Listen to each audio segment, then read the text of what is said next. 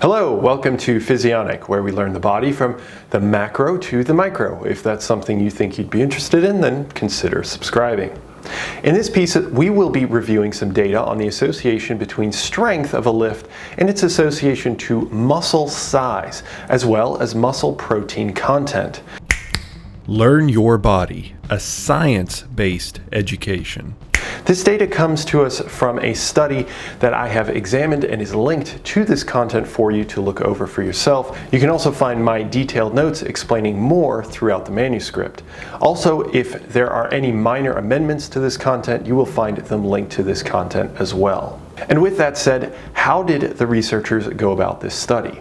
Briefly, they selected participants with a resistance training background, but still implemented their own resistance training program for a 12-week period before beginning the experiment to remove any beginner, new lifter confounding effects.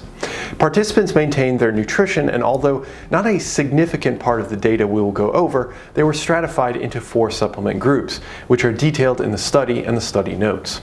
Before the study officially began, the participants performed a supervised 1 repetition maximum lift on 3 exercises, but we will be focused on the squat, and then repeated this exercise 11 weeks later, after another controlled training procedure was implemented to maximize muscle strength and size.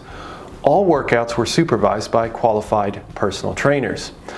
Around both squat attempts, the researchers took muscle biopsies to obtain cells and stratify them as type 1 or type 2, with type 1 being more fatigue resistant and less force producing, and type 2 being the opposite, more fatigable but generating more force. So, with all of that said, what does the data show? Well, the horizontal axis shows the size of the muscle fiber or cell, with the right being the largest, and the vertical axis showing the squat strength gain, with the top being higher.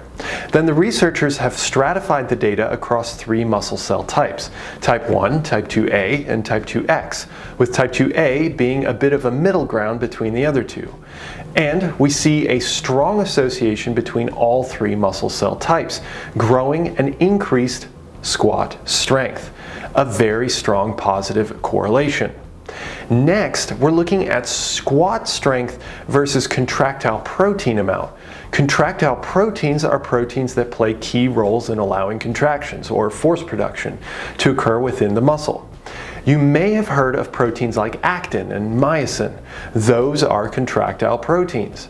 Again, we find a positive association between more contractile proteins and greater squat strength, with the association being slightly weaker but still moderately strong. So, in conclusion, what does this mean?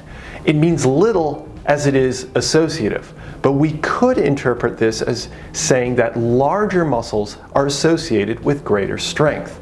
However, this is highly unlikely to be the only contributing factor to strength. So, all in all, muscle hypertrophy may be a way to gain strength based on this associative, non-causative data.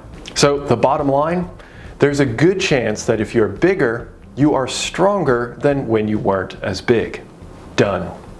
And with that, I shall leave you. I hope to have the pleasure of speaking with you in the next one. Bye.